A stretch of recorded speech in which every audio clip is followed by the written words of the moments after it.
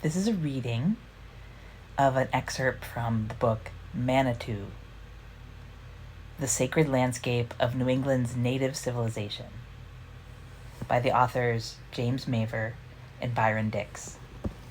I'm reading from Chapter 2, which is entitled A Pleiades Sun Sanctuary at the Source of Waters. This subsection, entitled The Pleiades. The Pleiades have been admired and critically observed in all ages of world history, second among the heavenly bodies, only to the sun and the moon. According to the historical astronomical literature, their heliacal rise and set, their midnight culmination, have marked festivals, seasons, and calendars throughout the world. The Greeks saw this group of tightly interconnected quivering stars as a flight of doves, carriers of ambrosia to the infant Zeus, and used it for orienting their temples. The date of the midnight culmination was observed in ancient Druid rites of November 1st, and it became the traditional date of the Witches' Sabbath or Black Sabbath in medieval Europe. This tradition has come down to the modern world as Halloween, though midnight culmination has now slipped to November 21st. In Central and South America, archaeological and historical records provide an encyclopedic resource in archaeoastronomy, which may be valuable to the researcher working in other geographical areas. Here, and everywhere else that the cosmology of ancient peoples has become known, astronomy has played a vital role, and we do not expect that the northeastern United States would have been fundamentally different.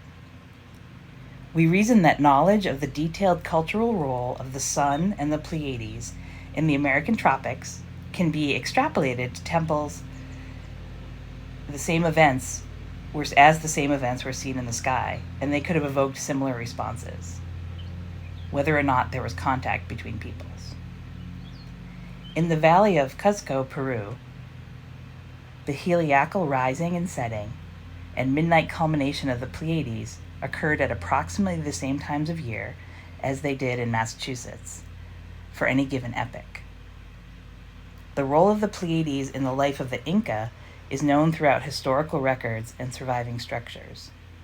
The Inca saw this cluster of stars as a universal mother who gave birth to the other stars, as well as to the new sun of the June solstice of the new year. The Earth Mother, the Sun, and the Pleiades were also related in Inca myth by association with crystal or quartz. A crystal fell into the water before the sun god emerged, and the rising of the sun from a spring was considered to be a birth not only from the water, but also from the Pleiades. Further, these stars were related to water in the form of springs and rain. All of these elements were brought together at the Coriancha Sun Temple, the most magnificent structure in Cuzco, originally sheathed in gold.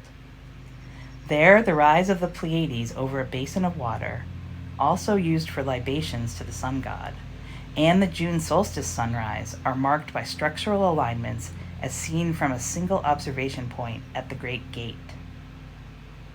We have already pointed out that all of these elements are likewise present in Upton, Massachusetts, where there is a single observation point for the summer solstice sunset and the Pleiades set, and the Pleiades set sightline passes over a lake.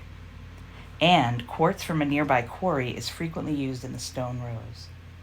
Thus, hydrography and topography at the site indicate a cosmology in which the Pleiades and water are parts, with the Pleiades representing an Earth Mother, observed from a stone chamber buried in the earth. Researchers see a correspondence between the patterns of increase and decrease of the sun, the Pleiades, and Inca agriculture.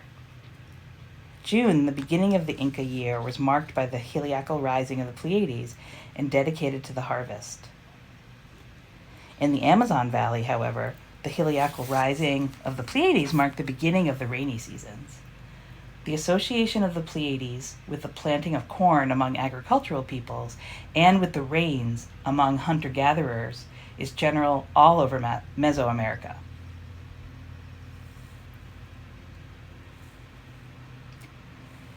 The importance of the Pleiades in the agricultural calendar of the Indians of southern New England was written about by Giovanni de Verrazzano in a letter to the King of France after his voyage to America in 1524.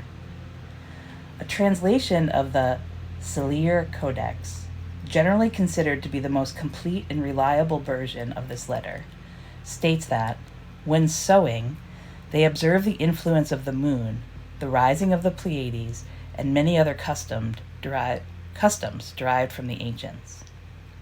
However, this translation may miss two key astronomical possibilities. The phrase, L'influxio lumare, il nascimento della Pleia. I apologize for my mispronunciations there. I know there were some. From the Codex, can be translated as the flux of the lunar course, the birth, first rising of the Pleiades.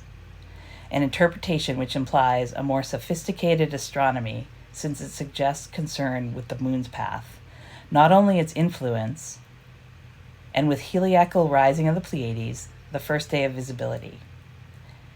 In 1524, the heliacal rising would have occurred about the end of May, perhaps marking the end of the sowing season. Let me reread that a little bit. The importance of the Pleiades was given by a translation of the Cellier Codex. And from the Codex, we can translate the flux of the lunar course, the birth, the first rising of the Pleiades. An interpretation which implies a more sophisticated astronomy, since it suggests concern with the moon's path, not only its influence, and with a heliacal rising of the Pleiades, the first day of visibility.